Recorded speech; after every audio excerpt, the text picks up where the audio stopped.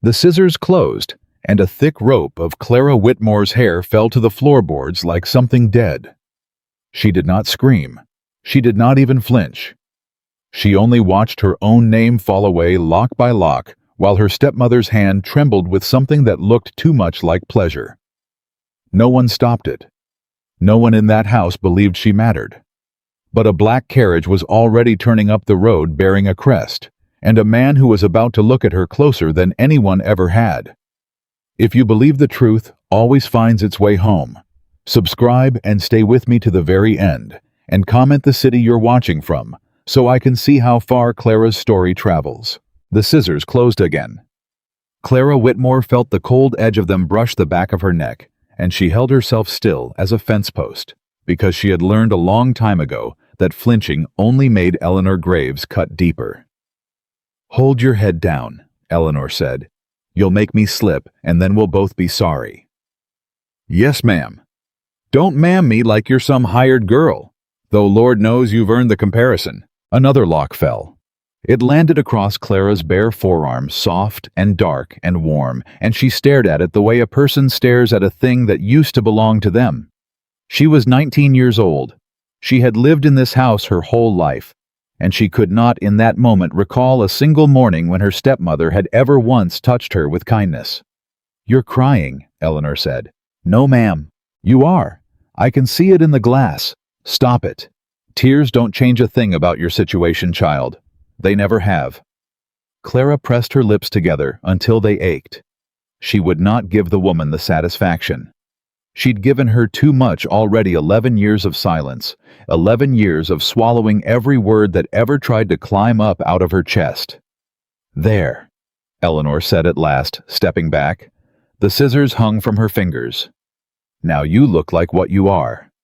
"And what is that?" The question slipped out before Clara could stop it. She watched her stepmother's face go tight. Watched the corners of that thin mouth pull down. "You don't ask me questions. You never have, and you won't start now, not on the morning a man like Lord Ashcroft comes to collect you." "Collect me?"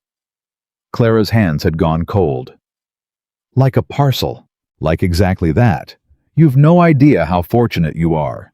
There are girls in this county who'd give an arm to ride away in a duke's carriage, and here you sit sulking over a haircut. It wasn't a haircut.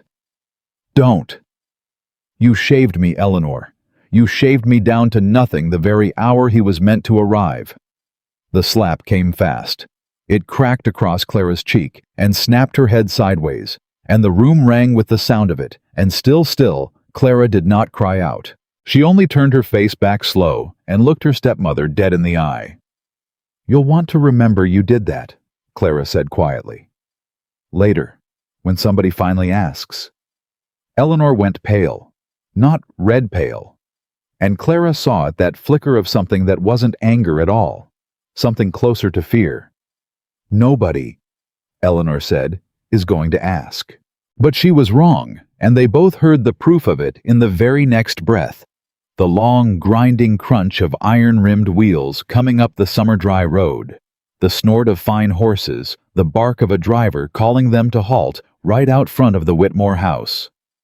Eleanor's head turned toward the window like it was pulled on a string.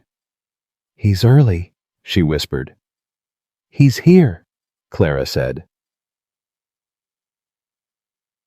Margaret Holloway was already at the bottom of the stairs when Clara came down, and the old housekeeper took one look at her and pressed the back of her hand against her own mouth.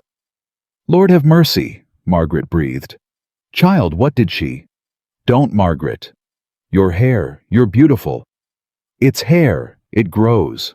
But Margaret's eyes had filled, and she reached out and took Clara by both shoulders, and for a moment, the two of them just stood there in the dim hall, the only two souls in that house who had ever once looked at each other like family. "Listen to me," Margaret said low and fast, her eyes cutting up the stairs to be sure Eleanor wasn't on them yet. "You listen. Whatever you've been told about why you're going, don't you believe all of it. You hear me? What are you talking about? There's things in this house, Miss Clara. Things your father meant for you to have. Things she's been—" Margaret stopped, swallowed. I've said too much already and not near enough. Just keep your eyes open out there. Trust the way a thing feels, not the way it's told. Margaret. But there were boots on the porch now, heavy and certain, and a knock that didn't ask permission so much as announce a fact. And Margaret stepped back into her place against the wall and folded her hands and went still as a portrait. Eleanor came down the stairs in a rush of skirts, smoothing her hair, arranging her face into something warm and false. "Open it," she hissed at Margaret. "And you too, Clara. You keep that ugly head down and your mouth shut and you'll be gone within the hour, and we'll all be the better for it." Margaret opened the door. The light came in first, and then the man. He was tall in a way that made the doorframe look poorly built.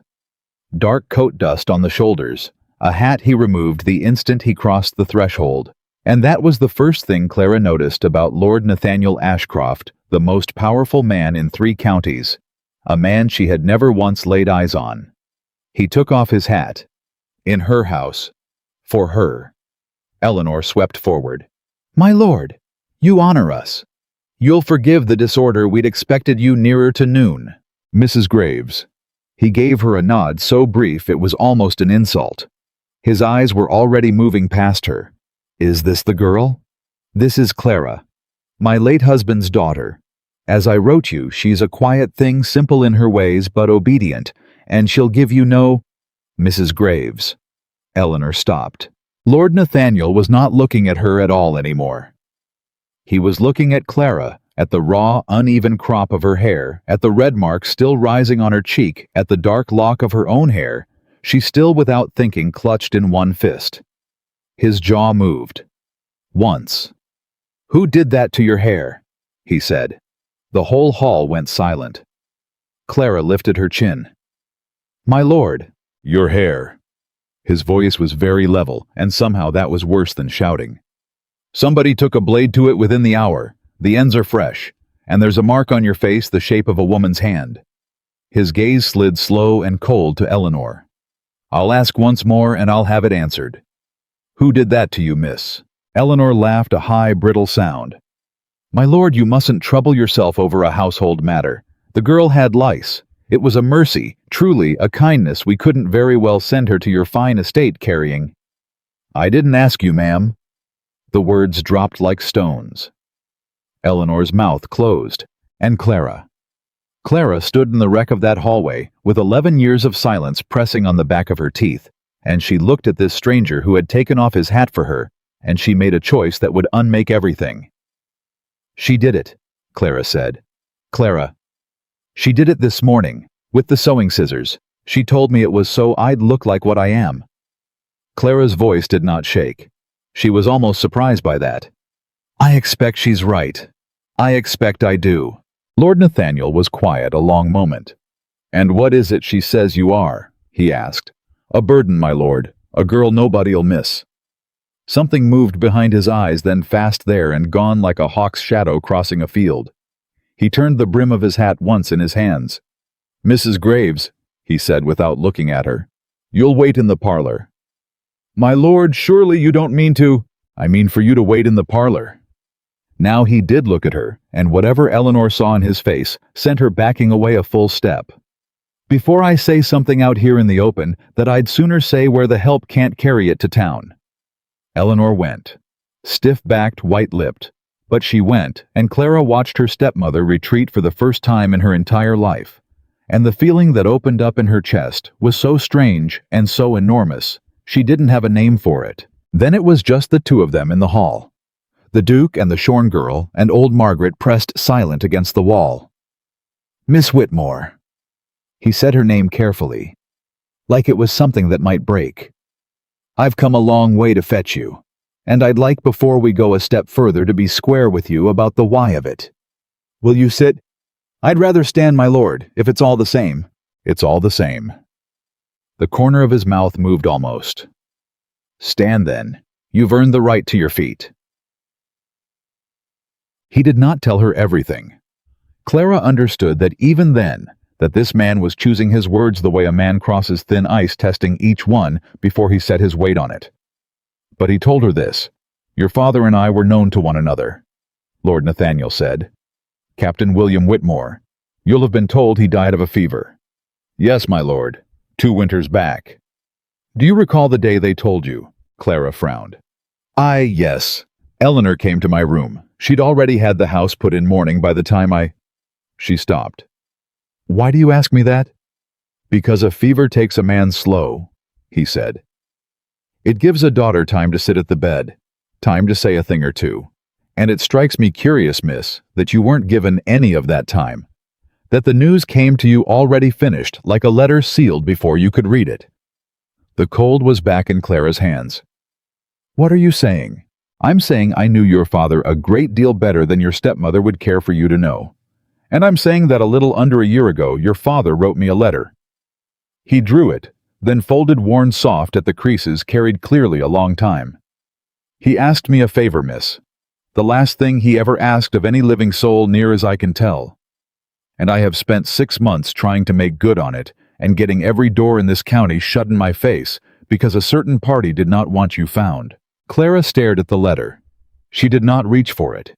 She didn't trust her hands. "You're lying," she whispered. "Or you've got the wrong girl. My father didn't. He never wrote to me. He never once. He didn't write to you." Lord Nathaniel's voice gentled, and somehow that nearly broke her, where the cruelty never had. "He wrote about you, because by the end, miss, I don't believe he was let near enough to you to write you direct." The hall tilted.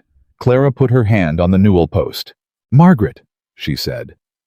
The old woman pushed off the wall. "I'm here, child." "Is it true, any of it?" And Margaret Holloway, who had washed Clara's scraped knees, who had hidden bread in her apron pockets on the nights Eleanor sent the girl to bed without supper, who had stood silent against a wall for 11 long years, Margaret began to cry. "I tried to tell you," she said. "This morning, I tried and there wasn't time. There's never been time, she made sure of that." "Tell me what?" "Your father didn't die of any fever." Margaret's voice cracked clean down the middle. "He took ill sudden the very week he'd been to see the lawyer, the week he changed his papers. And I held my tongue. God forgive me, I held it because I was afraid of her, and because I was an old woman with nowhere to go, and because I told myself you were safe enough so long as you were small and quiet." "Margaret, but you're not small anymore." Margaret wiped her face with the heel of her hand. "And he came." She nodded at the Duke. 6 months he's been coming round, and 6 months she's been turning him from the door, telling him you were sickly, telling him you were simple, telling him you'd been sent off to relations. And this morning when his letter finally got through that he was coming whether she liked it or not, Margaret's eyes went to the scissors abandoned on the side table. This morning she did that to you. So you'd come to him looking like nothing. So a great man would take one look and decide you weren't worth the trouble of looking twice. The silence after that was the loudest thing Clara had ever heard. Slowly she turned to face Lord Nathaniel. "And did you," she said, "decide I wasn't worth looking twice?" He held her eyes. "Miss Whitmore," he said, "I have been looking for you for half a year. I have read your father's last words near to memory. And I will tell you plain the moment that door opened, and I saw what they had done to you, and saw that you stood there, and let me see it, instead of hiding your face. That was the moment I knew I'd found the right girl." Clara's throat worked. "Why?" "Because your father wrote me one line I haven't been able to set down since."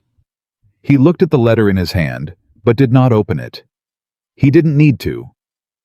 He wrote, "She is the only thing in this world that is truly mine, and they are trying to make her disappear." The lock of her own hair was still clutched in Clara's fist. She looked down at it now. Dark. Soft. Hers. "They cut it off," she said mostly to herself. "She told me she was cutting away me, the girl I meant to be. She said—" Clara's voice steadied into something hard and new, something that had been waiting 11 years to be born. "She said no one would ask." "I asked," said Lord Nathaniel. "Yes." Clara closed her hand around her hair. "You did." From the parlor came the small, sharp sound of a teacup being set down too hard against a saucer. Eleanor listening, betraying herself in the only way the closed door allowed. Lord Nathaniel's eyes flicked toward the sound, and his expression did something cold and final. "Margaret," he said, not unkindly, "go and pack the young lady a bag, just what's hers. Nothing your mistress can claim later." A pause. "And Margaret, there's a place at Ashcroft for a woman who's done a hard thing and finally got tired of being afraid. If you'd care for it." Margaret pressed both hands to her mouth and nodded, unable to speak, and hurried up the stairs. Then he turned back to Clara. He held out the letter. Her father's letter, the last words of the only person in the world who it now seemed had ever truly belonged to her. "This is yours," he said. "By rights it always was. I only kept it safe till I could put it in your own hand." Clara looked at it. 11 years of being told she was nothing sat heavy on her shoulders, and for one terrible moment the old fear nearly won the fear that if she reached for the letter and it turned out to be a trick, a cruelty, a lie, she would shatter where she stood. But she had let them cut her hair without a sound. She would not let them cut this too. She reached out and she took it, and her fingers closed around the worn paper, and she felt for the first time in her whole quiet life the weight of something that was hers, and hers alone. "My lord," she said, "Miss Whitmore, when we get to your estate." She lifted her chin, and the red mark on her cheek caught the summer light through the open door, and she did not try to hide it. "I'd like to know everything. All of it. The lawyer my father saw. The papers he changed. What it is she's been so afraid of all these years that she'd cut a girl bald rather than let a man look at her honest." Her voice did not shake. "I've been quiet a long time. I find I'm done with it." Lord Nathaniel Ashcroft looked at this girl, shorn-struck, standing in the ruins of the only home she'd ever known, with her father's letter gripped in one fist, and her own cut hair in the other, and he did something Clara had never seen any man do for any woman in that house. He inclined his head, slow, deep. The bow a man gives an equal. "Then you'll have it, miss," he said. "Every word. You have my hand on it." And out front, the horses stamped in the summer heat, and the black carriage with its crest waited in the road, and somewhere behind a closed parlor door, a teacup rattled in a trembling hand, because Eleanor Graves had spent 11 years making sure no one would ever ask. And someone at last had asked. The carriage had not gone half a mile before Clara spoke. "You said you'd tell me everything once we reached the estate." She sat straight-backed against the leather, her father's letter pressed flat between both palms, like something that might fly off if she loosed her grip. "But it's a long road, my lord, and I've spent 11 years waiting. I find I haven't got the patience left to wait out a carriage ride too." Across from her, Lord Nathaniel watched the field slide past the window. "You're sure you want it now? Some of it's ugly." "Everything in my life has been ugly. I'm used to the taste." That turned his head. He looked at her a long moment, and Clara held his gaze the way she'd held it in the hall, refusing to be the first to look down. "All right," he said. "Then ask, and I'll answer true, or I'll tell you plain when I can't." "My father." Her thumb moved over the worn crease in the letter. "How did you know him?" "We fought the same war, miss. Different regiments, same winter. There's a kind of knowing that comes out of a thing like that. You don't see a man for years, and then his name crosses your desk, and you'd ride through a blizzard for him without asking why." He paused. "Your father did that for me once. Rode through a blizzard. I never forgot it. So when his letter came, a debt's a debt. But it wasn't the debt that kept me coming back to that house 6 months running." "What was it then?" "It was you." He said it simply, like a man stating the weather. "Every time I came, that woman told me a different story. You were sickly. You were simple. You'd been sent to relations in Connecticut. You were promised to a man in Albany. Each tale uglier than the last, and none of them ever the same twice. A man tells one lie to keep a thing hidden. He tells 6 because he's afraid of what's underneath all of them." He looked back out the window. "I've been a long time learning to count lies, Miss Whitmore. By the 4th one, I knew you were in that house. By the 6th, I knew you were in trouble." Clara's chest tightened. "And the lawyer?" Margaret said my father saw a lawyer the week he... She couldn't finish it. Samuel Bradford. Nathaniel nodded slowly. An honest man, which in this county makes him about as rare as snow in July. Your father went to him in the autumn before he died. Changed his papers, Bradford says. Drew up something new. And then... His jaw set. And then, within the week, your father was dead of a fever that no doctor ever signed a name to, and the new papers Bradford drew up vanished clean off the face of the earth, and a different will turned up in their place. One that left everything to your stepmother. One that didn't mention your name, but the once to say you were provided for by other means. Other means. The words came out flat. I slept on a cot in the back room, my lord. I wore Margaret's old aprons turned inside out. I haven't owned a pair of shoes that fit me proper since I was 14 years old. She heard her own voice climbing and reined it down hard. That was the other means. I know it. You don't. You can't. You took off your hat for me this morning and I near fainted from the strangeness of it because no man has ever once... She stopped, looked down at the letter, made herself breathe. Forgive me. You came to help and here I am snapping at you like a cornered dog. Snap all you like. Something in his face had gone gentle. A dog that's been kicked enough learns to bite at any hand that comes near. Doesn't mean the hand was wrong to reach. For a moment, neither of them said anything. The wheels rolled on through the summer afternoon, and the heat shimmered off the road, and Clara turned her father's letter over and over in her hands without opening it. Why haven't you read it? Nathaniel asked. Because once I read it, it's real. She pressed her lips together. Right now, he could have written anything. He could have written that he loved me. The second I open it, and he didn't, the second it's just papers and lawyers, and not one word for me.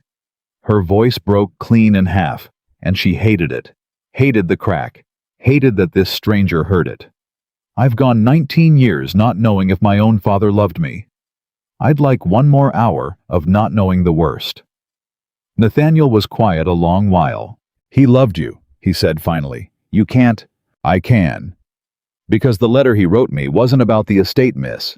It wasn't about the law, or the land, or that woman. It was 3 pages, and 2.5 of them were about you. How you used to follow him out to the stables before you could walk proper. How you named every horse on the place. How you'd a way of going still and watching a room that put him in mind of your mother. Nathaniel's voice had dropped low.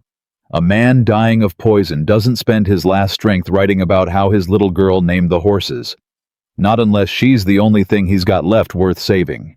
Clara turned her face to the window so he wouldn't see it crumple. The fields rolled by. She let them. Chun. It was near an hour later when she'd got herself back in hand that the carriage slowed at a crossroads to let a farm wagon pass, and Clara, looking out at the dusty meeting of the 2 roads, went suddenly rigid. Stop the carriage. Nathaniel sat up. What is it? That road, she pointed.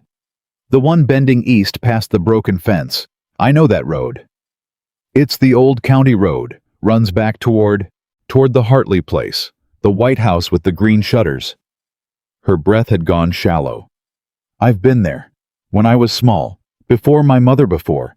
There was a woman there used to give me sugar candy and call me by a name that wasn't Clara. Nathaniel went very still. What name? I don't... She pressed her hand to her forehead. I can't reach it. It's like a word on the back of your tongue. But she'd take my chin in her hand, the woman, and she'd say it. And she'd smile like it was a fine thing to be. Clara turned to him, and her eyes were wide and frightened. Why would I have another name, my lord? Why would anyone? We'll find out. But she'd seen it, the flicker. The thing in his face he tried to put away too late. You know, she said. You know what name. I have a guess. I don't have a certainty. And I won't put a guess in your head and have it sit there like a fact miss, not about a thing this size. He leaned forward. But I'll make you a promise. By the time the sun's down, you'll have the certainty. Not from me. From the papers. From your mother's own hand, if I can find it where Bradford says it's kept. Can you hold on till then? Clara looked back at the road, bending east at the dust settling over a path she'd walked as a child she could barely remember being. "I've held on 19 years," she said. "I expect I can manage till sundown." But her hand, when she set it back in her lap, was shaking. End. Ashcroft Estate rose up out of the long grass like something a king had set down and forgotten. Clara had braced herself for grandeur.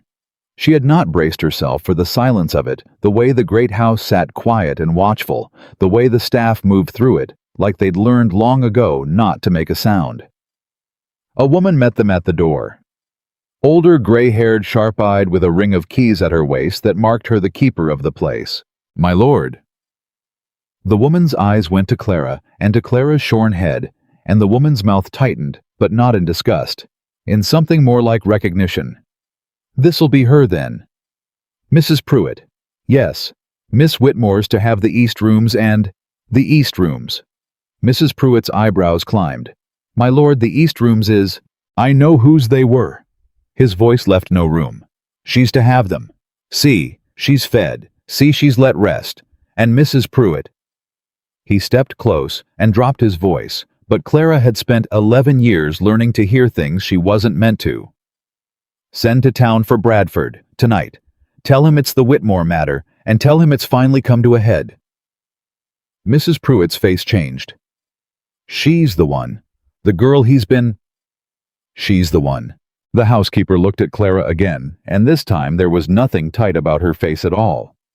There was wonder in it, and something that looked very much like grief. "Lord above," Mrs. Pruitt breathed. "You've got her eyes. You've got her very eyes, child." "Whose eyes?" Clara's heart had begun to pound.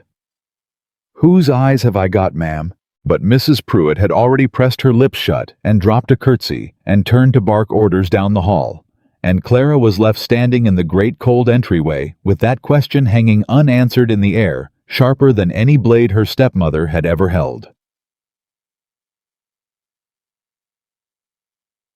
They had given her a bath and a clean dress that fit the first that had ever fit, and food enough that her stomach ached at the unfamiliar fullness of it. And then Mrs. Pruitt had led her down a long corridor to the East Rooms and stopped at the door and put her hand on the latch and hesitated. "Miss!" The housekeeper's voice had gone careful. "These rooms have been shut up a long while. His lordship had them kept just so. Dusted, aired, but nothing moved, nothing taken. He'd not let a soul change a thing in 'em." She pushed the door open. "I think you ought to see why." Clara stepped through, and stopped. The room was a woman's room. Hairbrushes still on the dressing table. A shawl folded over the back of a chair. Books on a shelf, and a writing desk by the window, and over the mantel. Over the mantel hung a portrait of a woman with Clara's exact face. Clara's knees nearly went. She caught the edge of the dressing table. "That's—" She couldn't get the word out. "Mrs. Pruitt, who is that? Who is that woman?" The housekeeper had folded her hands and bowed her head. "That's the lady of this house, miss, or was.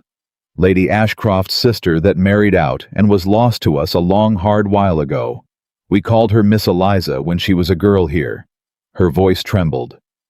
"Eliza Hartley she was before she wed, of the Hartley place out east with the White House and the green shutters."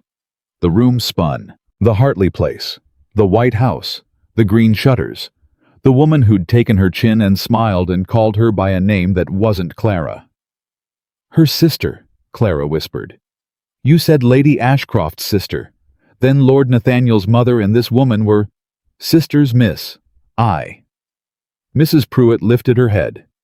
"Which makes you and his lordship—" The door opened behind them. Nathaniel stood in it, and his face, when he saw where Clara stood, saw her caught between the dressing table and that portrait, saw the understanding breaking across her like a flood through a levee. His face went pale and still. "I meant to tell you proper," he said quietly. "Bradford was to lay it all out tonight with the papers, so you'd have it certain and not—" "Tell me what?" Clara's voice came out a thread. "Tell me what, my lord? What am I to you?" He came into the room. He stopped a careful distance off the way a man stops near a spooked horse. "Your mother, he said, was Eliza Hartley, and Eliza Hartley was my mother's youngest sister, which makes your mother my Aunt Miss Whitmore, and which makes you—" His throat worked. "My cousin. Blood kin. The nearest living blood I've got in this world, near as Bradford and I can reckon it." The portrait swam in Clara's vision. The woman's eyes, her eyes looked down at her, gentle and grave. "My mother had family," Clara said. The words came out broken and small. "All this time.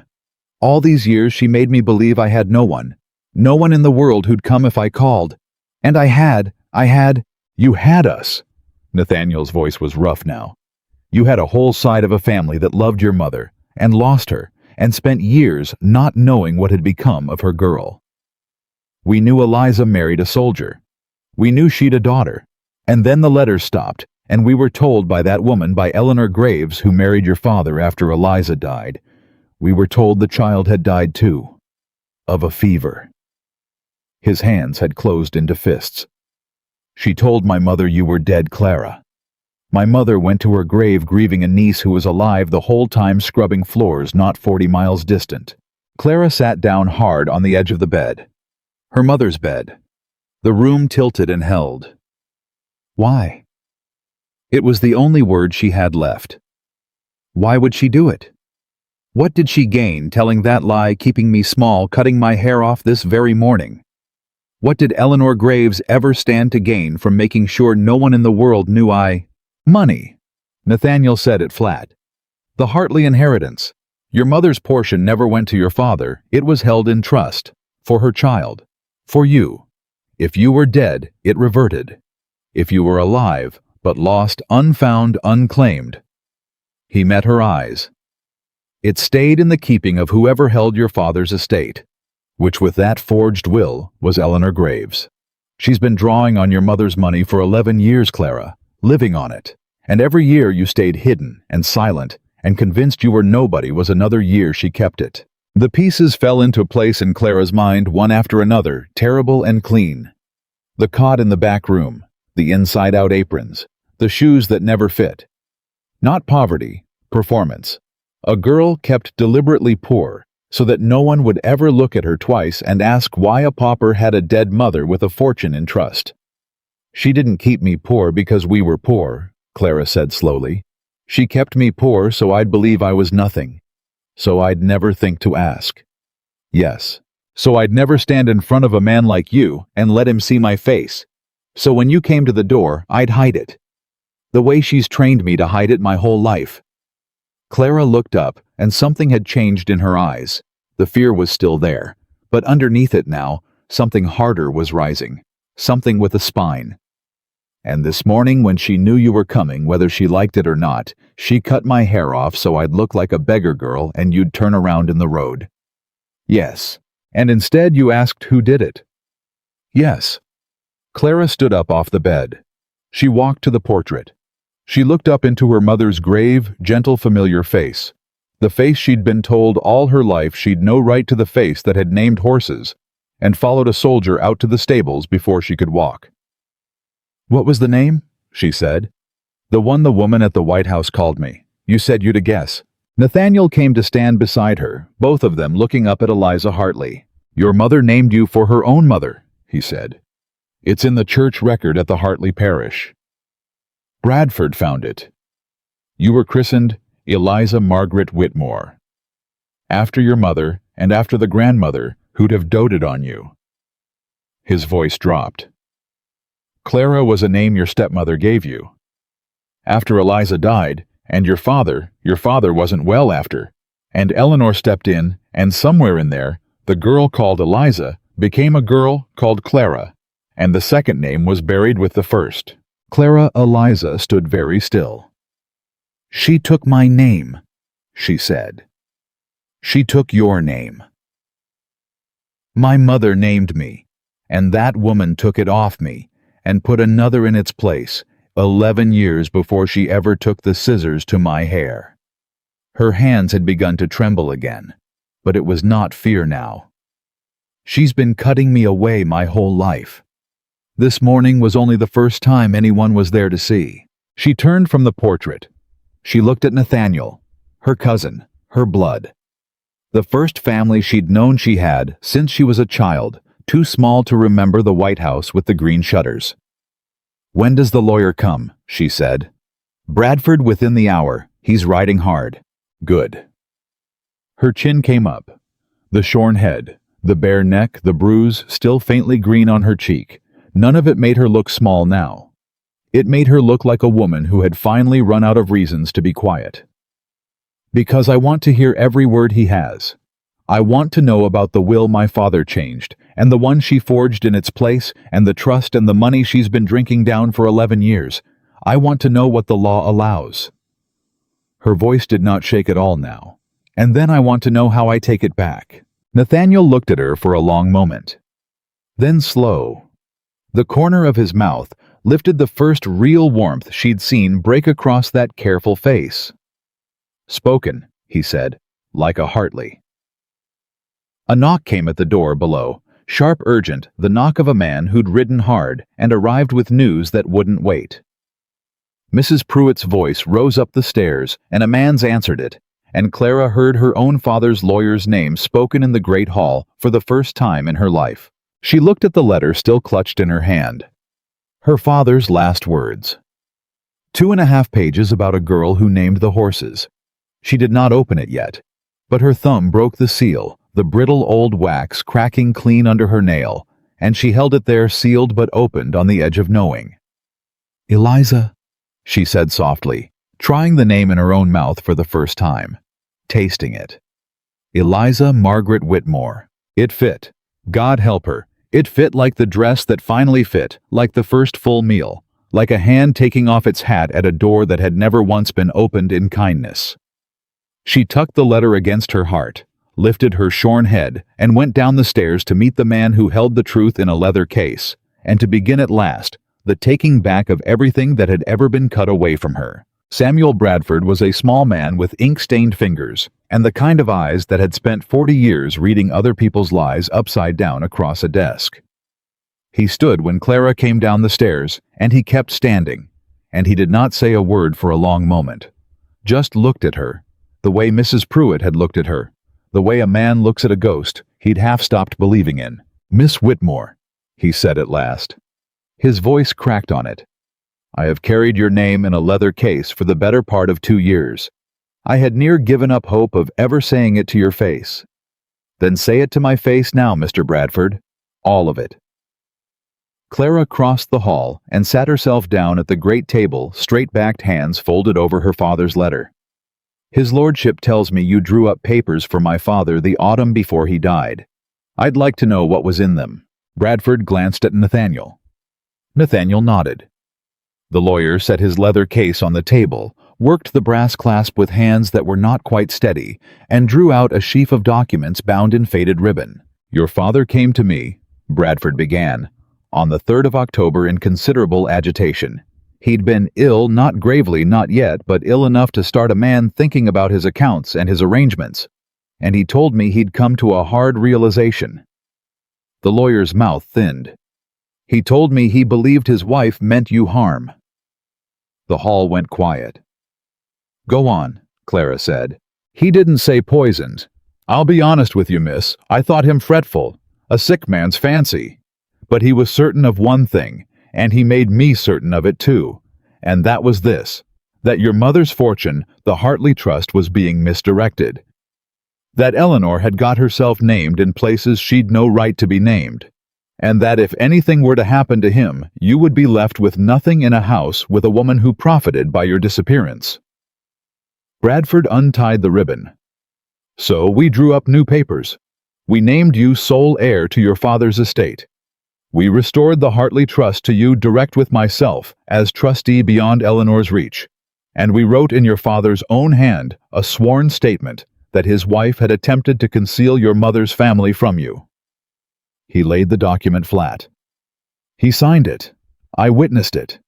We had a second witness, the stablemaster, sign it too. And then your father went home, and died," Clara said, "within the week." "Within the week." Bradford did not look away from her. "Of a fever no physician ever attended, buried before I'd heard he'd taken ill, And when I came to the house to read the new will to the family, as was my duty, as was my right, I was met at the door by Eleanor Graves, who informed me that my services were not required, that a will had already been found, a different will. His jaw worked. One that left everything to her. You'd drawn the real one yourself. You knew it was a forgery the moment you heard of it. I knew. I said so, loudly and to anyone who'd listen. Bradford's voice went bitter. And I was a country lawyer with no body to point to, no proof of poison, and a grieving widow weeping into her handkerchief in front of the whole county. The original papers had vanished from your father's study. She'll have burned them. My copy. He reached again into the case and drew out a second bundle, this one sealed in oilcloth. My copy I kept. Because I'm a careful man, Miss Whitmore, and because something in me would not let that woman win so easily. He set it before her. This is your father's true will, the one he meant you to have. It has waited 2 years in a locked drawer for the girl it belongs to. Clara stared at the oilcloth bundle. For 11 years, she had been told she was nothing.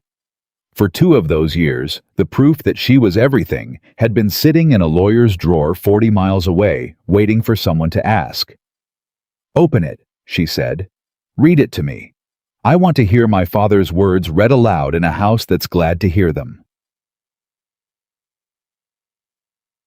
Bradford read. He read the naming of her as sole heir. He read the restoration of the trust. He read the inventory of the estate, the land, the house, the accounts, sums that made Clara's head swim, money she had lived 3 feet above and never been allowed to touch. And then he came to the last page, and his voice changed, and he said, "And here, miss, your father wrote something that was not a legal provision at all. He wrote it in the margin, in his own hand. I expect he knew it had no force in law. I expect he wrote it anyway because he had to." "Read it," Clara whispered. Bradford read, "To my daughter Eliza, whom they call Clara, and whom they have tried to make small, you are not small. You were never small. Your mother named you for a queen of the old country, and you have her blood and her bearing and her eyes, and no one alive has the right to cut you down to nothing.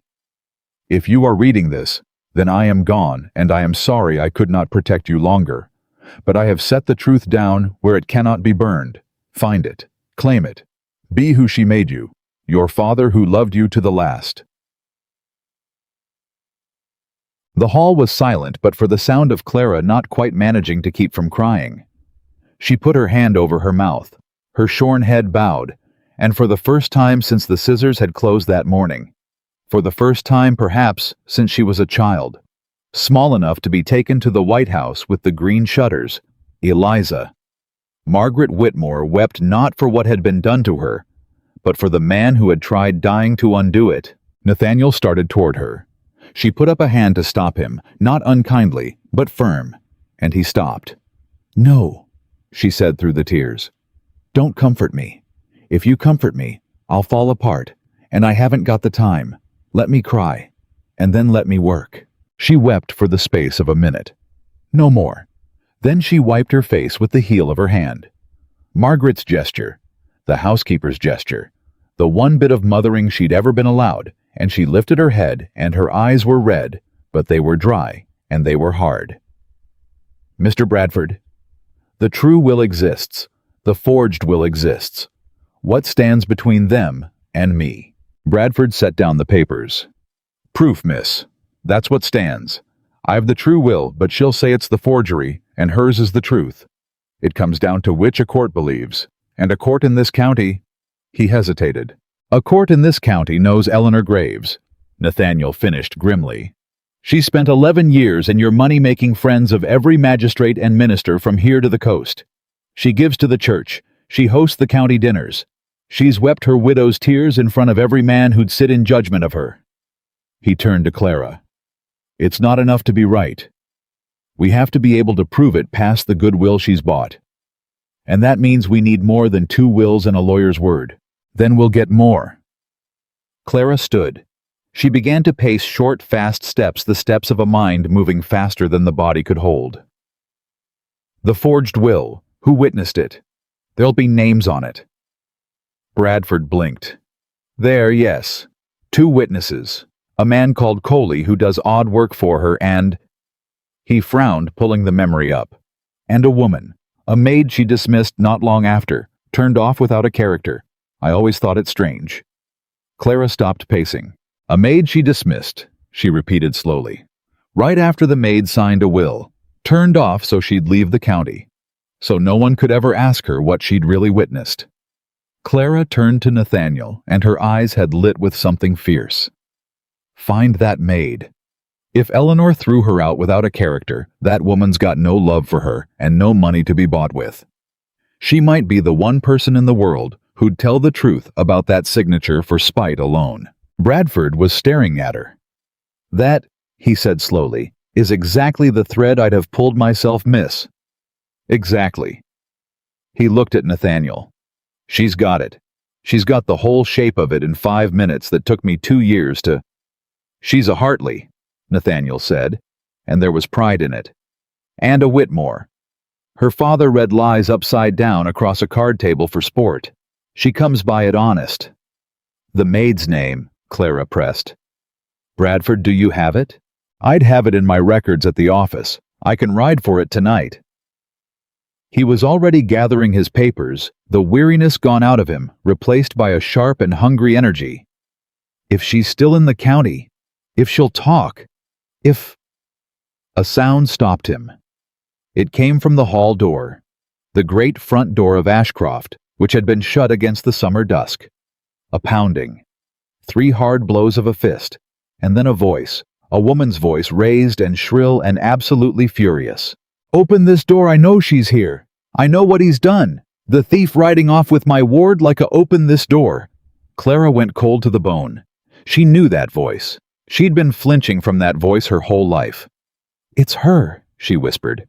"She followed us. She followed the carriage." Nathaniel was already moving toward the door, his face gone to stone. "Stay back," he said over his shoulder. "Bradford with me. Miss Whitmore." He caught himself. "Eliza, whatever she says out there, whatever she calls you, you don't have to answer to one word of it. You're in my house now, and there's not a thing she can do to you under this roof." "Open the door," Clara said. He turned. "Eliza, open the door, Nathaniel." She came forward and she was trembling, but she did not stop coming. "I have spent 11 years on the other side of doors she shut. I have been sent to the back room, sent to bed without supper, sent away in a carriage, sent. I am done being sent. If that woman wants to stand in this hall and call me a thief's prize, then she can do it to my face. Because I have a few things to say to her face, and I've been saving them up a long, long while." Her voice was shaking, and it did not waver. "Open the door." Nathaniel looked at her for 1 heartbeat. Then slowly he reached for the bolt. "Then stand by me," he said, "and we'll meet her together." He drew the door.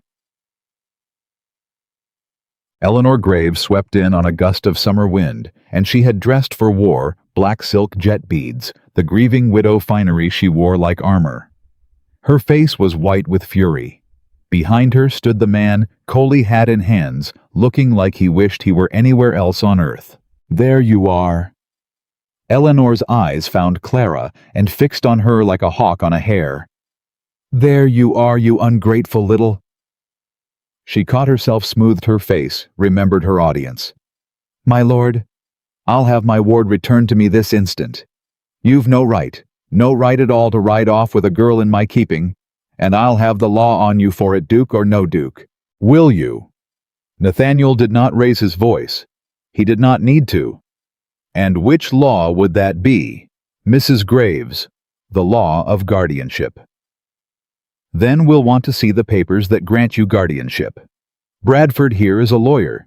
He'd be glad to read them. Have you got them on you?"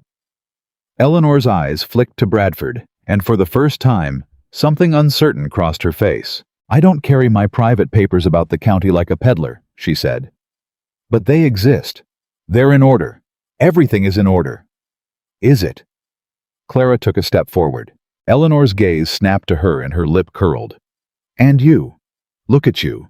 Cleaned up and dressed up and made to think you're something in a borrowed gown with your hair shorn off like the servant you—" She stopped, recovered. Come here this instant. We're going home and we'll say no more about your little adventure, and if you come quiet, I'll not have you whipped for it." It was the wrong thing to say. Clara saw the exact moment Eleanor knew it was the wrong thing to say. Saw the woman's eyes widen as the threat landed not on a cowed girl, but on a room full of witnesses. "Whipped," Nathaniel repeated softly. "You'd whip her. You'd take a girl of 19, your late husband's daughter, and you'd have her whipped for the crime of being fetched away by her own blood kin." Eleanor went still. "Blood kin," she said. "What blood kin?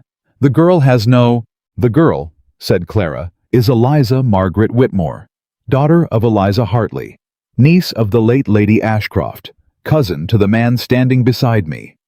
Each word fell like a stone into still water. "I know my mother's name now, Eleanor.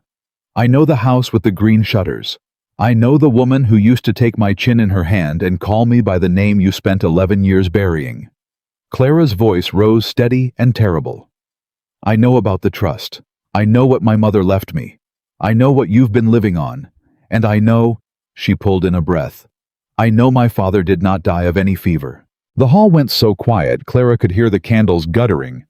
Eleanor's face had drained to the color of ash. "You can't prove a word of it," she whispered. "Can't I?" Clara held up the oilcloth bundle. "His lordship's lawyer drew my father's true will. He kept a copy. It's here in my hand. It names me heir. It restores my mother's trust to me. And in the margin in my father's own hand, it says you tried to make me disappear." She took another step. "And there's a maid, Eleanor, the one you turned off without a character right after she put her name to your forged will. We're going to find her. And I think she's going to have a great deal to say." Coley by the door made a small strangled sound and took half a step backward. Eleanor heard it. She whirled on him. "Hold your tongue," she snapped. And in snapping it in front of the whole room, she confirmed every single thing Clara had said. Bradford's eyebrows went up. Nathaniel's mouth curved cold and satisfied. And Clara watched her stepmother realize too late that she had just betrayed herself in a hall full of witnesses, exactly as she'd betrayed herself with a rattling teacup that very morning. "You've got nothing," Eleanor said, but her voice had lost its iron. "A copy of a will any clerk could have written. The ravings of a sick man in a margin. The word of a dismissed maid with a grudge. You think a court will take that over me? Over my standing, I have dined with every magistrate in this county. I have buried a husband before their eyes. They will believe me, girl. They will believe me over you and your borrowed gown until the day you die." "They might have," Clara said. Something in her voice stopped Eleanor cold. "They might have a week ago, a day ago." Clara took the last step until she stood close enough to see the fear behind her stepmother's fury. "When I was still the girl you made, the quiet one, the one who'd keep her head down and her mouth shut and let you cut her hair off without a sound." Her voice dropped low and clear. "But you made one mistake this morning, Eleanor. You cut me bald an hour before a powerful man came to my door. And instead of turning his carriage in the road like you planned, he asked who did it. He looked at me honest for the first time in my life. And once a person's been looked at honest just once," Clara's chin lifted, "they can't ever go back to being invisible again. You spent 11 years making me into nothing, and you undid it all with a pair of sewing scissors in a single morning because you couldn't stand to let one man see my face." Eleanor's mouth opened. No sound came out. Coley. Nathaniel's voice cut across the silence. "You witnessed a will at the Whitmore house some 2 years back. I'd think hard if I were you about whether you want to hang your future on this woman's standing or whether you'd rather come clean to Mr. Bradford here while there's still mercy in it for an honest mistake." He let that sit. Magistrates are slow to forgive a forgery.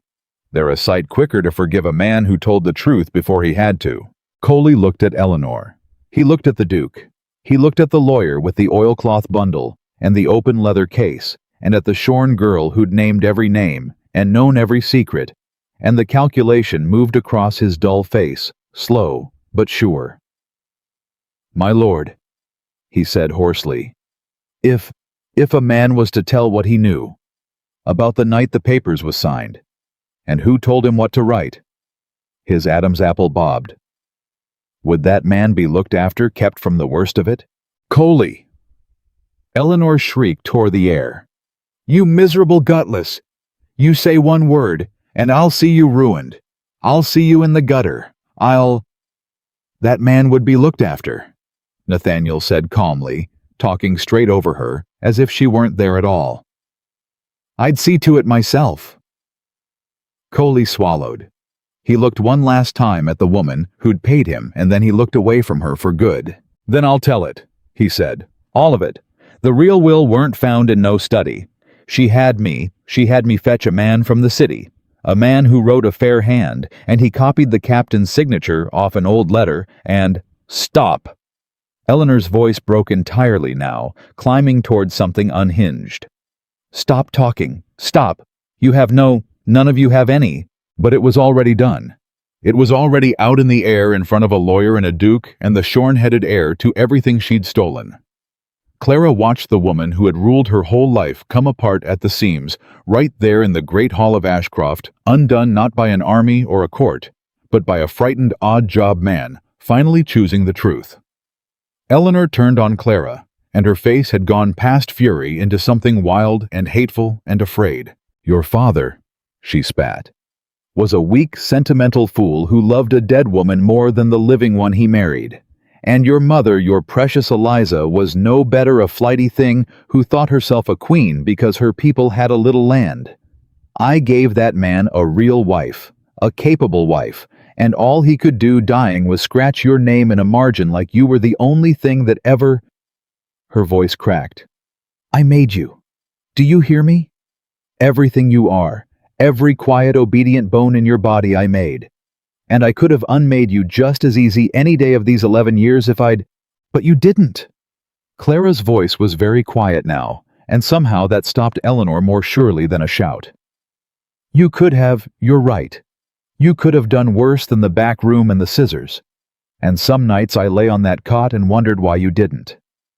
She held Eleanor's eyes. I think I know now. I think some part of you was always afraid of this exact morning.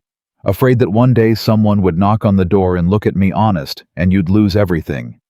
So you kept me alive but small, useful but invisible, and you told yourself you were safe. Clara shook her head slowly. You were never safe, Eleanor. The truth was sitting in a drawer in a lawyer's office the whole time. It was just waiting, the way it always waits, the way it waited for you. For a long moment, Eleanor Graves stood in the center of the hall, black silk and jet beads, the grieving widow's armor that had protected her for 11 years, and Clara watched it stop working. Watched the woman see finally and completely that the game was lost. This isn't finished, Eleanor said, but the iron was gone. It came out as what it was, the empty threat of a cornered thing. I'll fight you. I have friends. This isn't finished, girl. No, Clara agreed. It isn't. There's the law to come yet, and the court and all your fine magistrate friends to face. It's a long road still.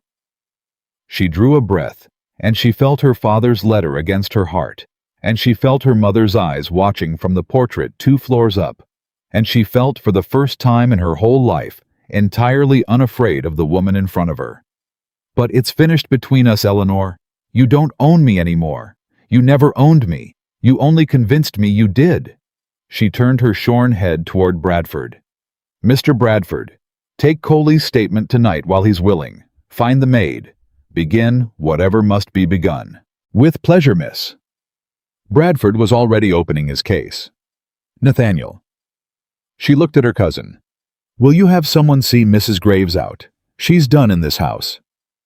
And Nathaniel Ashcroft, who had ridden a county 6 months hunting a girl everyone swore was dead or simple or gone, looked at the woman standing tall and shorn and unbroken in the center of his great hall, giving orders in a voice that did not shake, and he smiled. Gladly, he said. He gestured to the men by the door. See Mrs. Graves to her carriage.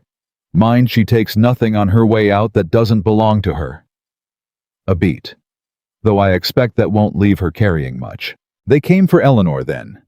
She did not let them touch her.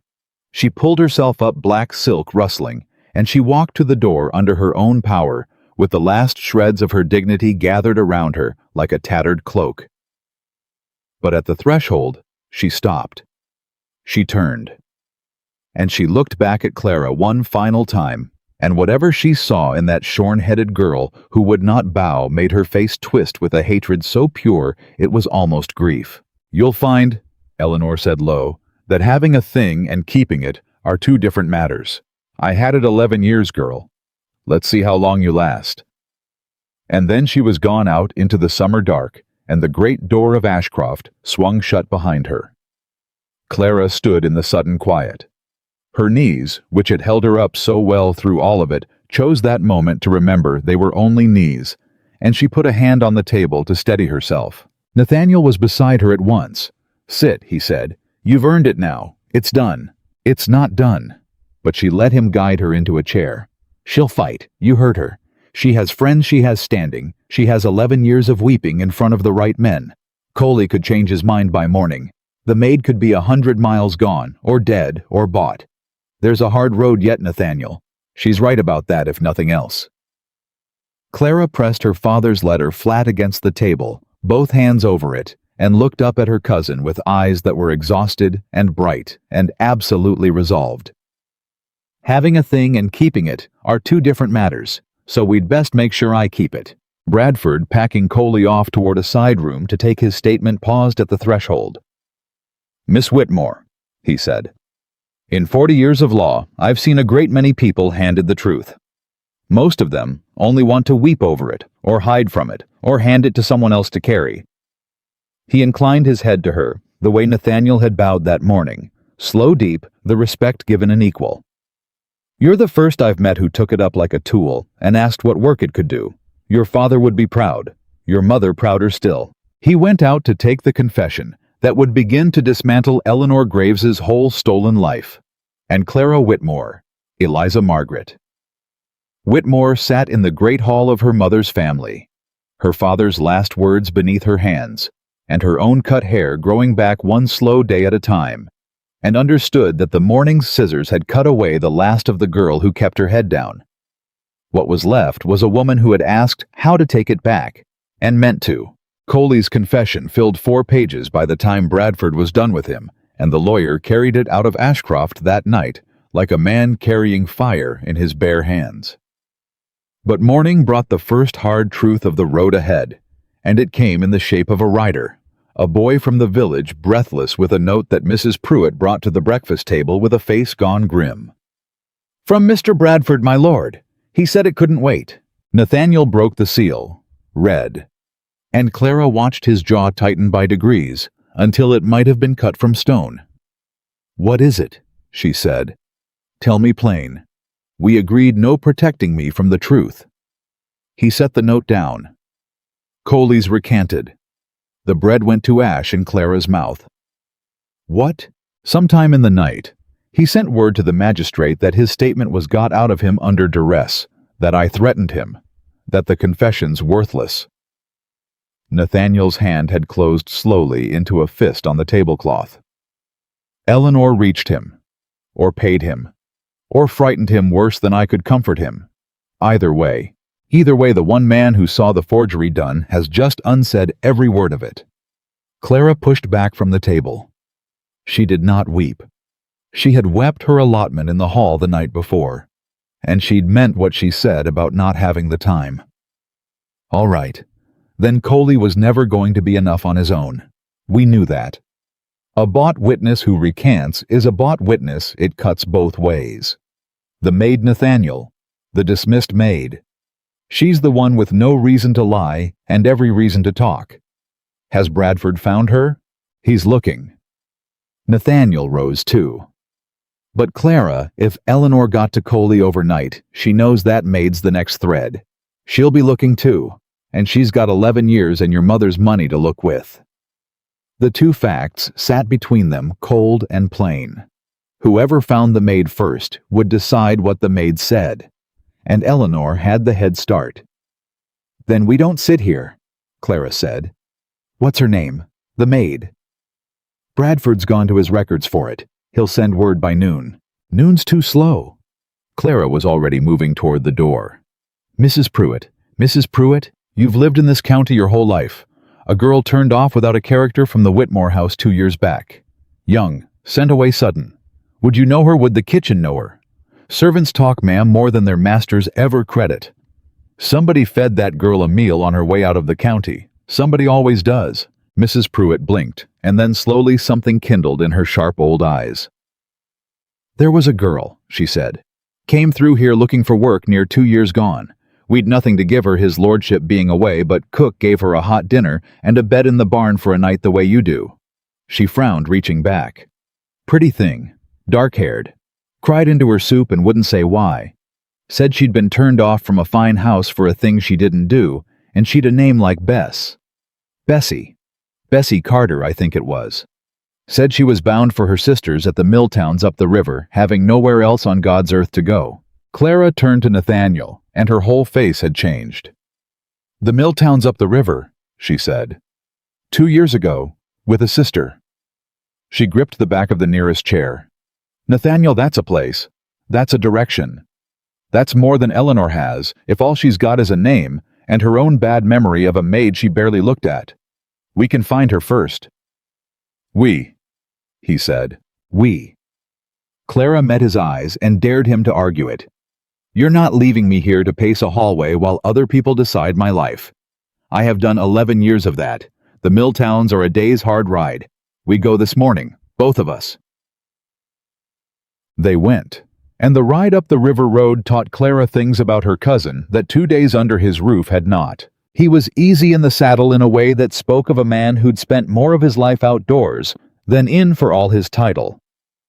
He knew the country knew which inn would take them, without questions, which ford was safe with, the summer water low, which farmer along the road owed the Ashcroft name a favor worth the asking.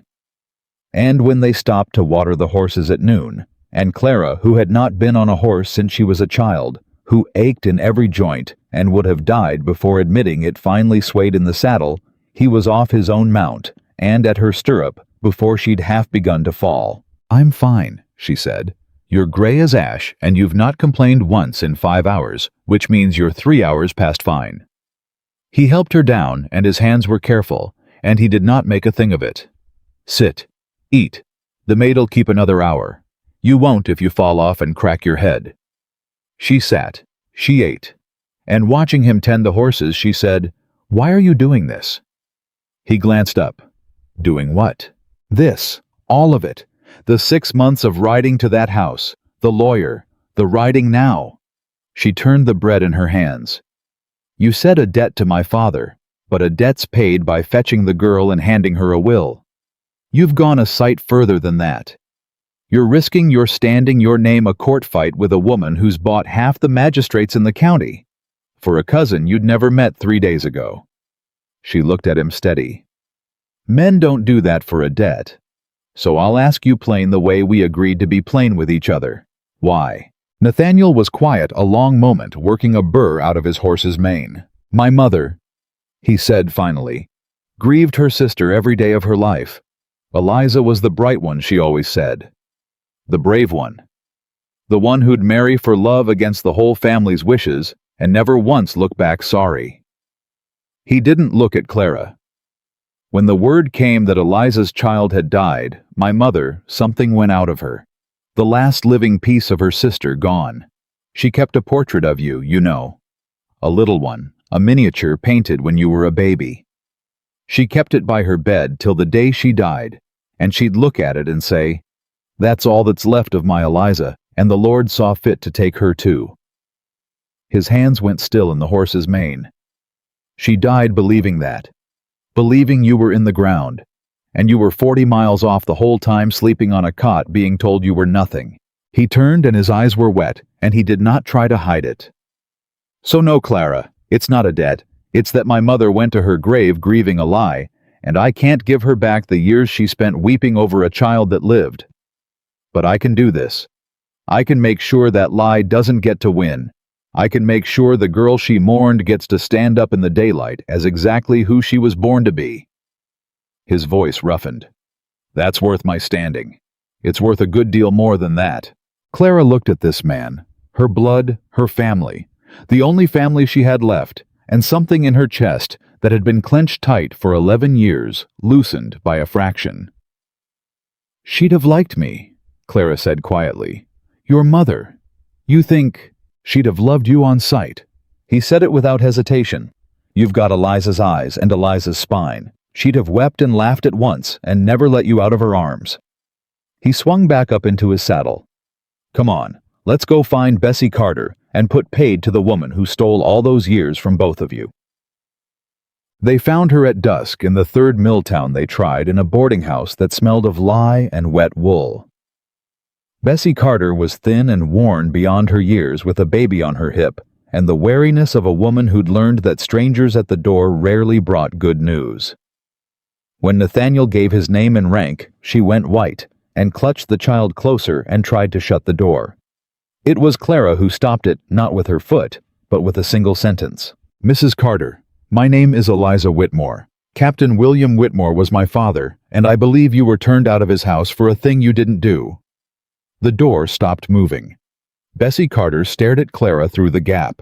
Her eyes went to the shorn head, the bruise yellowing on the cheek, the fine cloak over the borrowed gown. And something in her face cracked.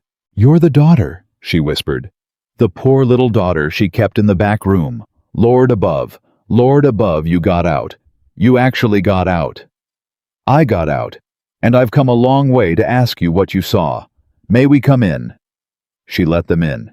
The story came out in pieces over a cold supper Bessie was ashamed to offer and they were careful to praise. She'd been a housemaid at the Whitmore place. She'd liked the captain a kind man, sad often ill those last months.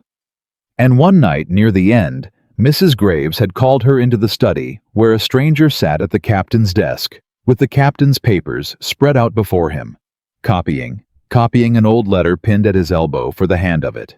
And she give me a pen. Bessie said, her voice gone small. And she said, sign here, you're a witness. And I said witness to what the captain ain't even in the room. And she said, Bessie swallowed. She said it weren't my place to ask. Said I'd sign or I'd be out without a character that very night. And I had my mother to keep then, sir, my mother dying and no other place, so I signed. God forgive me, I signed a paper I knew was wrong because I was afraid, and I was poor, and I didn't have the spine that... She looked at Clara. That you've got. And it didn't even matter. She turned me off 3 weeks later anyhow, so no one could ever ask me, so I'd be gone. The hall went quiet, but for the baby's small sounds. Bessie. Clara leaned forward. The stranger. The man copying the signature. Would you know him again? His face, his name, anything. His name I never had, but his face. Bessie's jaw firmed. I'd know it in my grave. He'd a scar through one eyebrow, white like a seam. And he favored his left hand for the writing, though he done everything else with his right. I watched him 2 hours that night. I'll see him till I die. Nathaniel and Clara exchanged a look. A scar. A left-handed forger. A man who could be found, named, made to testify, or made to flee, either of which broke Eleanor's story wide open. Will you say all this? Clara asked, to a magistrate, knowing she'll fight you. Knowing she'll call you a liar and a thief, and worse in open court in front of the county. Bessie Carter looked down at the baby on her hip. She looked at the bare room, the cold supper, the life that one frightened signature 2 years gone had helped to shape. And when she looked back up, there was something in her tired face that hadn't been there before. For 2 years, she said, I've laid awake nights thinking on that poor child in the back room, and how I put my name to the thing that kept her there, and how I ran off and saved my own skin and never breathed a word. Her voice steadied.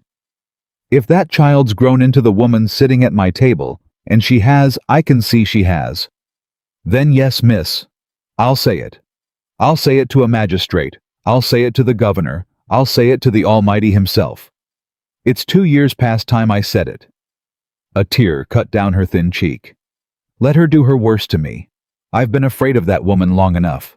Clara reached across the table and took Bessie Carter's free hand in both of hers. You won't face her alone, she said. Not the way you did before. You'll have a duke at your back and a lawyer at your side, and me in the front row of that courtroom. And if she so much as looks at you wrong, she'll answer for it. Clara's grip tightened. You were afraid and poor and alone, and you signed. I know exactly what that is, Bessie. I lived it 11 years. There's no shame in what fear made you do. The only thing that'd shame you is staying afraid now that you don't have to be.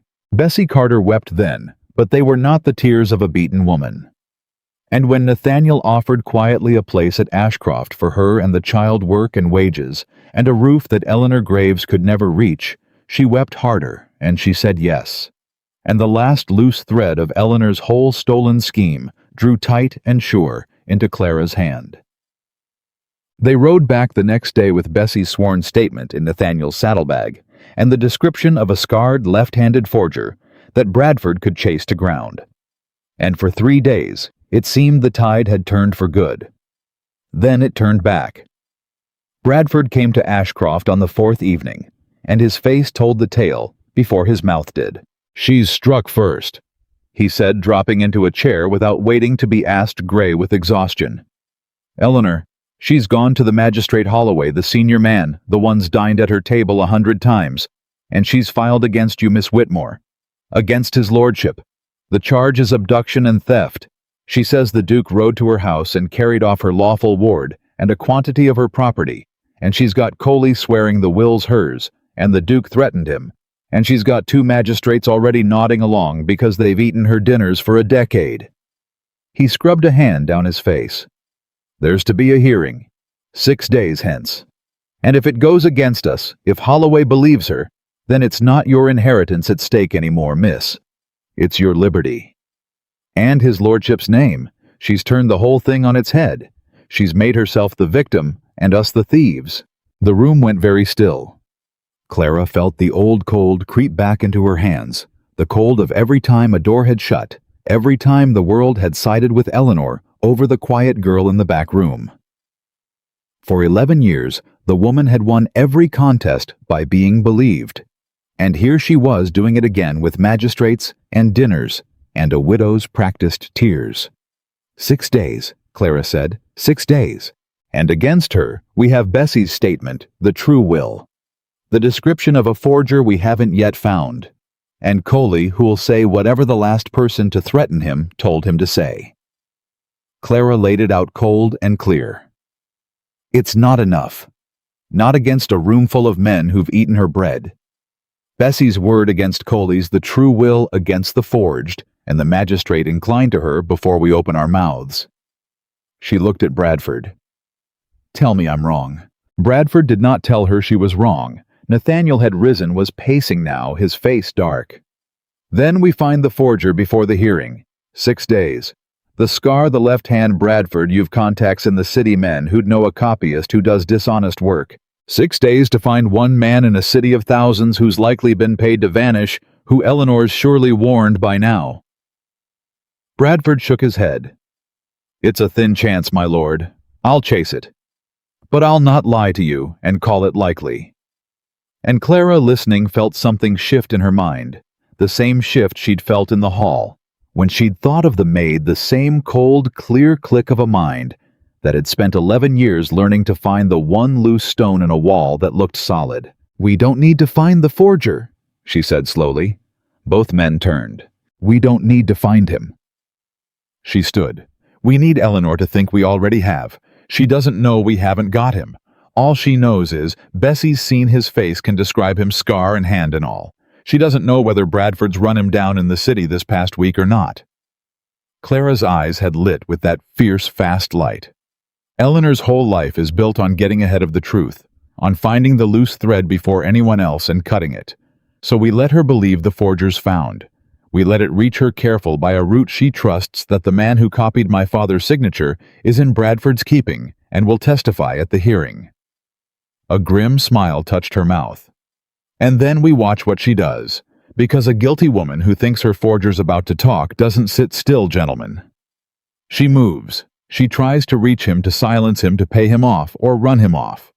And whatever she does to reach a man she thinks Bradford's holding, she does it in the open, where it can be seen. The silence that followed was a different kind of silence.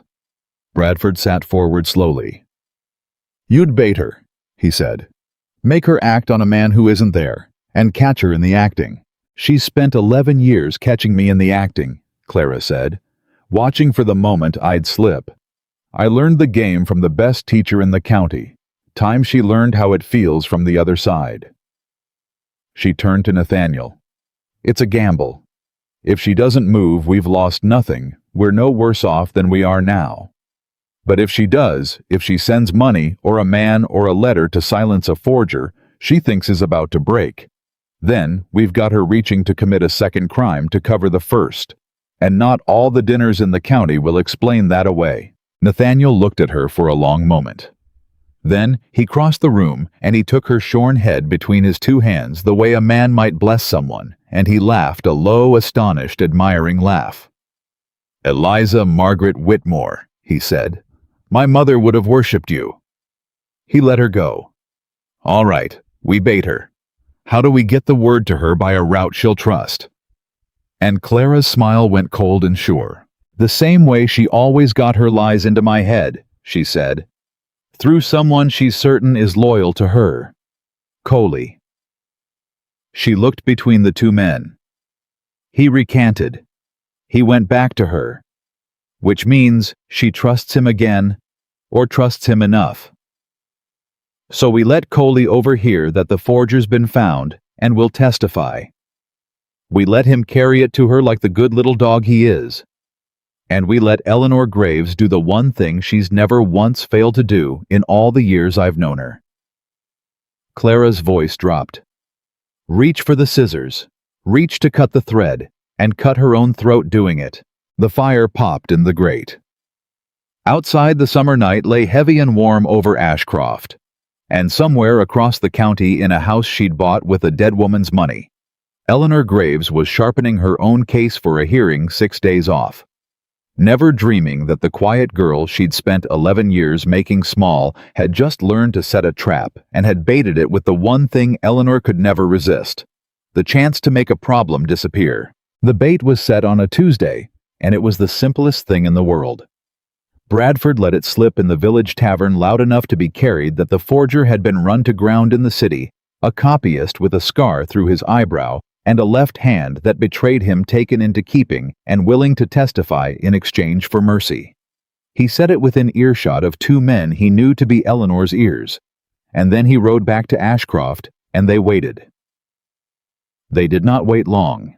Coley came to the kitchen door the very next night, hat in hands, asking to speak with Mrs. Pruitt, and Mrs. Pruitt, primed and ready, let him sit by the fire, and warmed him with a cup of cider, and let him talk the way a frightened man talks when he thinks he's among friends. And Coley, who had recanted his confession out of fear, who had gone running back to Eleanor the moment she crooked her finger, talked. "She's gone half mad with it," he confided to Mrs. Pruitt, not knowing the old housekeeper was committing every word to memory for the lawyer in the next room. "Heard the city man's been caught. Heard he'll talk. And she, Lord, missus, I never seen her like this.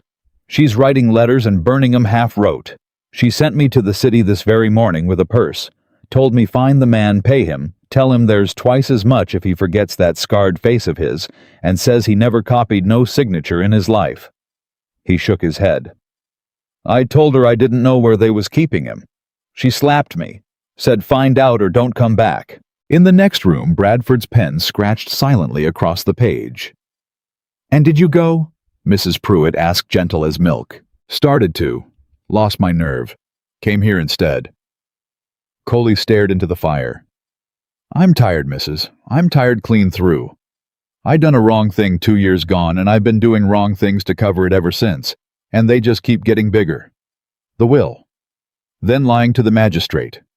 Now she wants me bribing a witness, and that's a hanging matter that is tampering with a man the court's holding.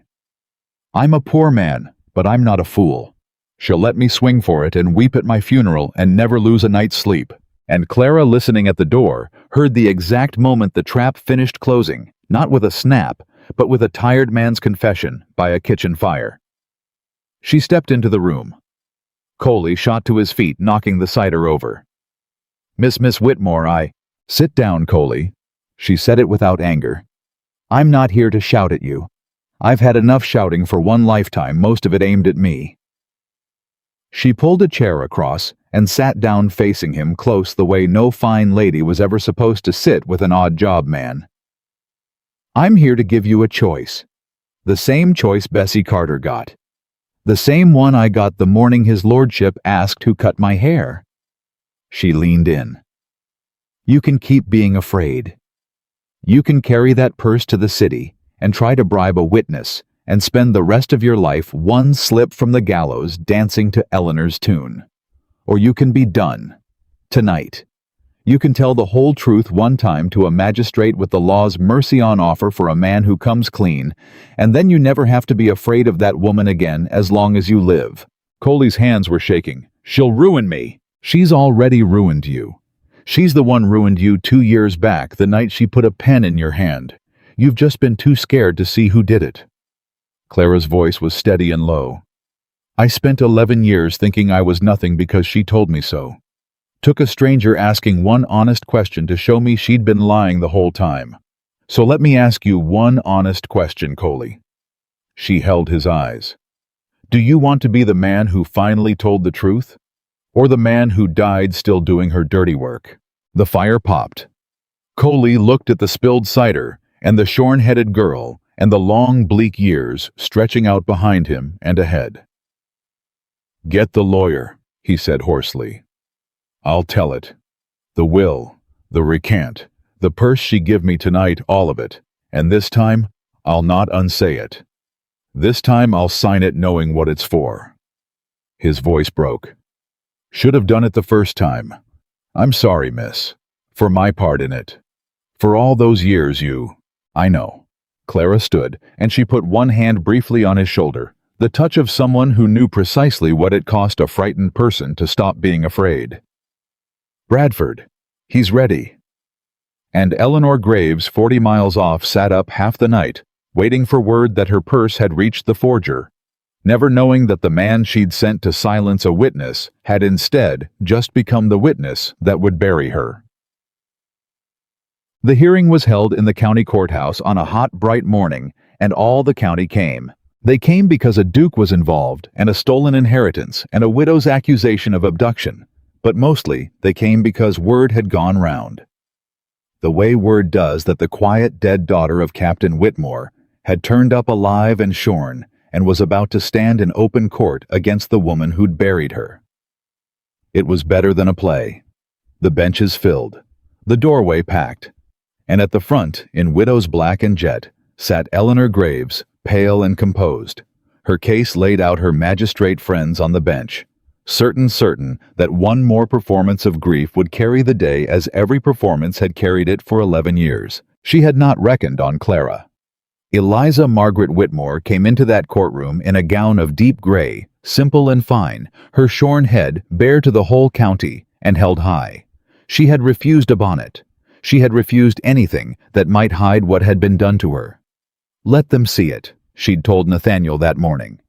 "Let every man in that room look at what she did and ask himself why a woman cuts a girl bald before sending her to a duke.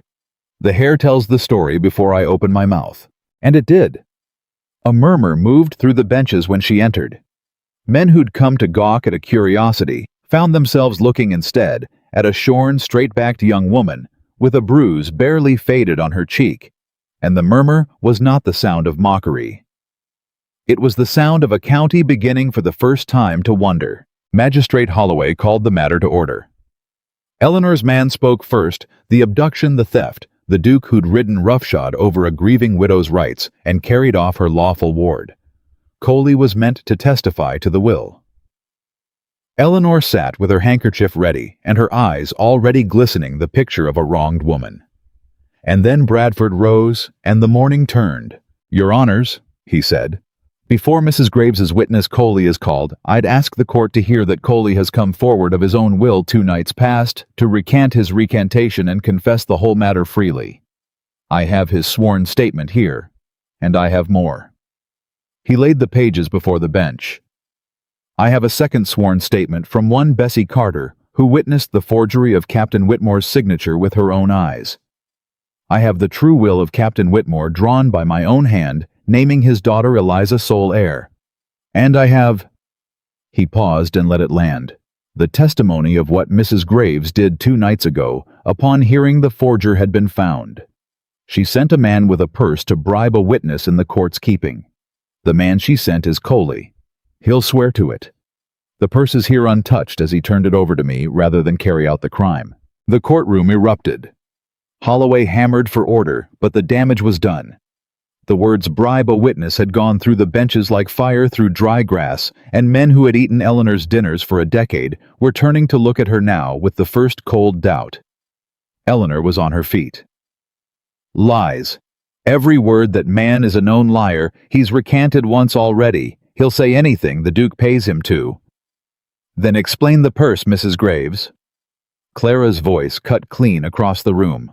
The whole court went still. She had not been called. She had no right to speak yet. But she stood in her gray gown with her shorn head bare, and she looked across the courtroom at the woman who had ruled her whole life, and not one man moved to stop her. Explain the purse, Clara said again. Coley says you gave it him 2 nights past, told him to find the man Bradford caught, and pay him to forget a face. If Coley's a liar, then where'd a poor odd-job man come by a purse of silver? Did he steal it from whom, or did it come from you? From my mother's money, the money you've been spending 11 years, sent to buy the silence of a witness, because you knew that if that forger spoke, you were finished. Clara took a step into the aisle. You didn't send that purse to protect the truth, Eleanor. You don't send silver to protect the truth. The truth doesn't need bribing. You send silver to bury a lie, and the only reason on God's earth to bury this particular lie is that it's yours. Eleanor's mouth opened, closed. For the first time in the memory of anyone in that room, the widow Graves had no performance ready. She began. There's a man with the scar through his eyebrow, Clara went on. Relentless now, her voice carrying to every corner. Left-handed for the pen, right-handed for all else. Mrs. Carter watched him copy my father's signature for 2 hours by candlelight in your study at your order. He's a real man, Eleanor. He has a name. And whether Bradford's caught him yet or not, she let the words hang and watched Eleanor's eyes flicker. You believed he had. You believed it so completely that you sent silver to silence him. A woman doesn't pay to silence a forger who doesn't exist. Your own purse is your confession. You convicted yourself the moment you reached for the money, the way you always reach. Clara's voice dropped, and the whole courtroom leaned to hear it, to cut the thread, to make the problem disappear. You did it to my father's will. You did it to Bessie Carter's good name. You did it to my hair the very morning his lordship came. And you've done it now, in front of this whole county, to yourself. The silence that followed was absolute. And then Magistrate Holloway, who had dined at Eleanor's table 100 times, who had come to this hearing more than half inclined to believe her Magistrate Holloway, looked down at the sworn statements before him, and the purse of silver, and the shorn girl standing fearless in the aisle, and he set down his gavel very slowly. Mrs. Graves, he said, and his voice had gone cold and formal. These are grave matters. Forgery, the suppression of a lawful will, and now the attempted bribery of a witness before this very court. He drew a breath. I came here this morning prepared to hear a case of abduction. I find myself instead hearing a case of a far different kind. This court will adjourn, and it will reconvene with the full bench and Mrs. Graves. His eyes were hard, now the eyes of a man who has just realized how thoroughly he was nearly made a fool. You will not be leaving this county while it does. You'll surrender yourself to the court's keeping, pending a full inquiry into the death of Captain William Whitmore. The death. The word went through the room like a blade. Not the will, not the money, the death. Eleanor Graves went white as her own handkerchief. You can't, she whispered. There's no proof of any. There's a forged will, a suppressed inheritance, a bribed witness, and a man who died of a fever. No physician ever attended within a week of changing his papers to disinherit you. Holloway's voice was iron. That's cause enough to inquire, ma'am. The court will determine the rest." He raised his gavel. "These proceedings are adjourned." The gavel fell, and Eleanor Graves, who had walked into that courtroom, certain of one more victory, who had spent 11 years winning every contest by being believed, was led from the room, a suspect in a murder in Widow's Black, before the eyes of the entire county that had once eaten her bread. She stopped once as they took her past Clara. She turned her white face to the girl she had shorn and starved and tried to erase, and for a moment the old hatred flared in her eyes, looking for the cowed child it had always found there before. It did not find her. "You were right about one thing," Clara said quietly, just for the two of them. "Having a thing and keeping it are two different matters. You had 11 years, Eleanor. You couldn't keep it past one honest question." She held the woman's gaze without a tremor. "Go on, they're waiting for you." And Eleanor Graves found at the last that she had nothing to say. She was led out. The door closed behind her, and the county courthouse let out its breath all at once. Chud. The inquiry ran through the autumn, and it found what Bradford had suspected from the first. The forger was caught a city copyist who, faced with a murder inquiry rather than a forgery charge, fell over himself to testify against the woman who'd hired him. An apothecary in the next county remembered selling Mrs. Graves a quantity of a certain compound the very week before the captain took ill. The pieces gathered patiently made a picture no roomful of dinner friends could explain away. Eleanor Graves was convicted. Not of the murder in the end, that could never quite be proven to the law's full satisfaction, the captain 2 years in the ground. But of the forgery, the suppression of the will, the theft of the trust, and the attempted bribery before the court. It was enough. It was more than enough. She was stripped of every penny she'd taken, and her standing and her freedom, and she went to her sentence still insisting to anyone who'd listen that she had been the wronged one, and by then there was no one left in the whole county who'd listen. The inheritance came home to Clara. All of it. Her father's estate restored. Her mother's trust returned to the hand it was always meant for. The Hartley name, the Whitmore name, the money, the land, and more than any of it, the truth set down at last, where no one could ever burn it again. But that is not where the story ends. Because money and land and even justice are not the thing this story was ever truly about. It ends on a winter evening months after in the library at Ashcroft. There was a ball that night, the County Winter Ball, the same gathering where in a smaller and meaner world, a hidden girl might have stood against the wall and been overlooked. Clara had gone. She had walked into that bright room, not as a curiosity, not as a shorn scandal, but as herself. Eliza Margaret Whitmore, heir to 2 old families, her hair grown back now to brush her shoulders dark and soft, and entirely her own. And when she'd entered the room had shifted. No announcement was needed. An old countess by the fire had watched her cross the floor and murmured to her companion loud enough for Clara to hear, "She has her mother's presence. I'd know a Hartley anywhere." And Clara, who had spent 11 years being told she was nothing, had heard it and had not wept and had only smiled and inclined her head and moved on through the room like a woman who had always known exactly who she was. But the ball was not the ending either. The ending was after, when the music had faded and the carriages had gone, and Clara had slipped away to the one room in all the world that had become hers above any other. The library at Ashcroft. She sat by the fire with her mother's letters in her lap. Eliza. Hartley's letters found in a trunk in the East Rooms, dozens of them. A whole girlhood and a whole love story, and a whole self preserved. She read them slowly these nights. She was in no hurry. She had the rest of her life. Nathaniel came in quietly and took the chair across from her the way he had 100 evenings now, and for a while neither of them spoke. There was no need. The silence between them was the easy silence of family. The thing she had been told all her life she would never have, sitting now as plain and warm as the fire. "You're reading her again," he said at last. "Every night." Clara turned a page.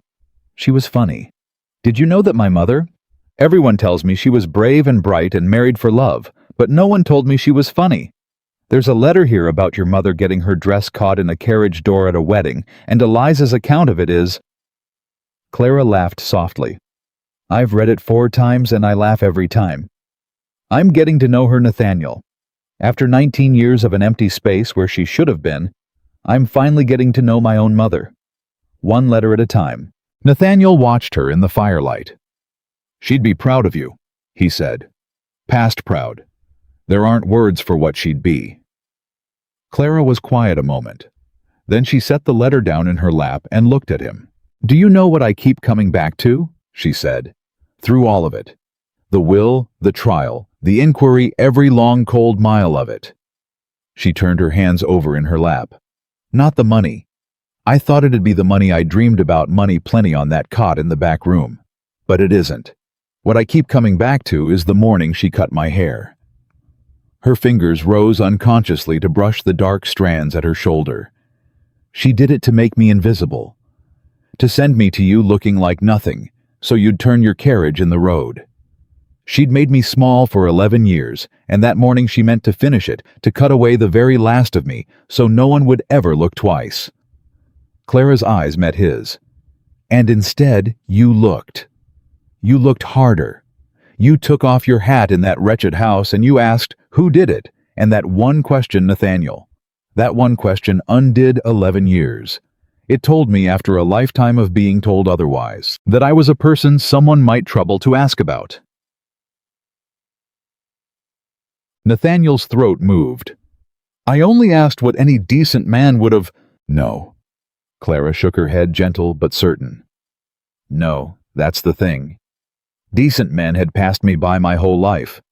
Ministers and magistrates and neighbors, dozens of them, looked at the quiet poor girl in the Whitmore house and decided she wasn't worth the asking.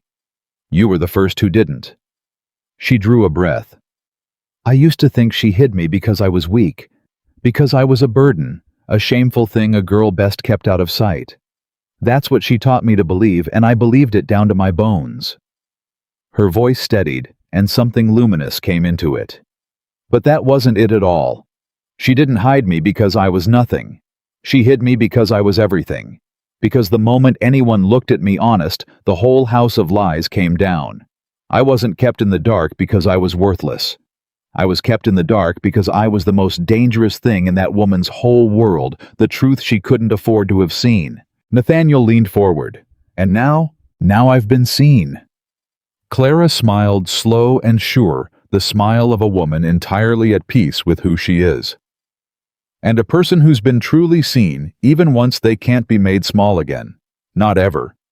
She could shave me bald 100 times, and it wouldn't matter now. Because I know what I am. I know whose daughter I am, and whose blood I carry, and what my father wrote in the margin with his last strength." Her hand pressed flat against her chest, where even now she carried the worn letter. "Be who she made you," he wrote, "and I am. At last, after 19 years, I am exactly who she made me." The fire burned low and warm. Outside, the winter night lay deep and quiet over Ashcroft, over the restored estate, over the 2 old family names made whole again. And Nathaniel Ashcroft looked across the hearth at his cousin, at the girl who had come to his door, shorn and struck and silent, and become a woman who'd stared down a courtroom and a county and a murderess without once dropping her chin, and he said the truest thing he knew. "You were never meant to be found late, Eliza," he said quietly. "Only correctly. And Clara, Eliza Margaret Whitmore, daughter of a brave, funny woman, and a father who loved her to the last heir of 2 old houses, mistress of her own name and her own life, and her own unbreakable certainty of her own worth, looked into the fire that warmed a home that was finally wholly, unquestionably hers." "No," she agreed. "Not late, just right." She picked up her mother's letter, and she read on into the quiet night in the warm library of a house where she belonged in a life that no scissors and no lie and no cruel and frightened woman could ever cut away from her again. She had been hidden because she was important, and nothing and no one would ever hide her again.